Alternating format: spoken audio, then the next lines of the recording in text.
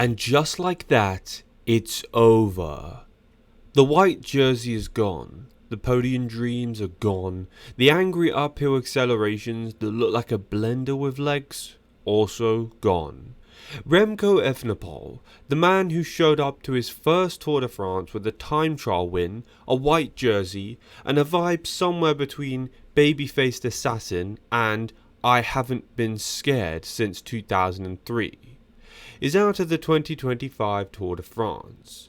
He pulled the plug midway through stage 14 on the Col de Tourmalet, looking as empty as a quick-step sprint train in week 3.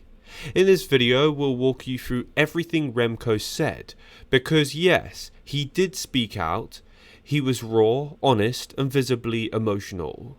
We'll dissect his quotes, analyze his mental and physical state, and explore what it says about his form and fitness, and of course, propose some absolutely ridiculous theories the cycling fans have come up with just to cope. Section 1. Quote, "It just wasn't working."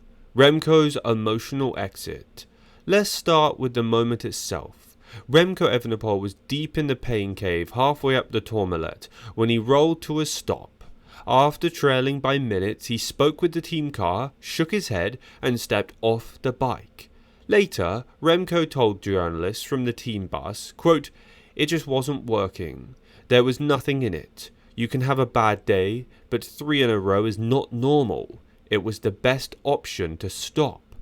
That's not Remco the diva, that's Remco the honest. The guy who was 3rd overall wearing the white jersey, who looked like he could podium at worst and win the whole thing at best. Just saying flat out, I was empty. He could have made excuses, he could have spun it, but instead he told the truth. That's the most human thing he's done all tour, and it might be the hardest. When your legs stop responding and your heart rate zones start looking like a roller coaster built by Satan, you know the lights are going out. Remco saw the wall and didn't pretend it was a hill. Quote, "There was nothing in it." This is a guy whose every cell was screaming, nope, a shutdown from the inside out. Section 2. The winter that never was. Okay, so why was there nothing in his legs? Why was the tank empty before the hardest climbs even began? Remco had thoughts, and they weren't cheerful. Quote, "I had no idea. We'll have to investigate that now. Everyone knows I've had a terrible winter. Who knows? Maybe there's something wrong with my body. I can't say." This is probably the most worrying quote of the whole tour, not because it's dramatic, but because it's so vague. Quote, "Maybe there's something wrong with my body?" That's either code for overtraining syndrome, a lingering post-crash effect, or just plain burnout. Whatever it is, Remco didn't fake confidence. He admitted something's off, and I don't know what it is. Let's not forget, Remco's winter was wrecked by a nasty December crash, fractured ribs, bruised lung, a couple of months of compromised prep. But by May, it looked like he had pulled a full Lazarus move and bounced back. Turns out, maybe he didn't. Quote, "I didn't have the best preparation coming into the tour, but I did everything I could to be in the best possible shape. Sadly, I just wasn't at 110%. For 3 days already, I wasn't feeling good, and today in the morning, I could feel I was empty." That 110% line, brutal, because it means he knew heading into that he wasn't fully there, but he was still holding 3rd overall 2 weeks in. That's silent, that's guts, that's also probably why he's now totally and completely, irreversibly cooked. Section 3. Actually, it was Klaas who told me. Let's talk about who makes the final call. In cycling, riders often cling to the dream longer than they should, pushing through illness, chasing time limits, crying on mountaintops. But Remco, he didn't even get the final say. Quote, "It was the best option to quit actually. It was Klaus, Lodwig, his sports director, who told me." That's huge. When the DS tells you to stop, Not because of a crash, but because your power data looks like a pastry chart from a bakery fire. That's serious. Klaus Ludwig has known Remco for years. He coached him through the Grand Tour, or his first Grand Tours, his first world title, his Vuelta win, and when he said, "it's time," it was less about numbers and more about humanity. Because continuing wouldn't have been noble.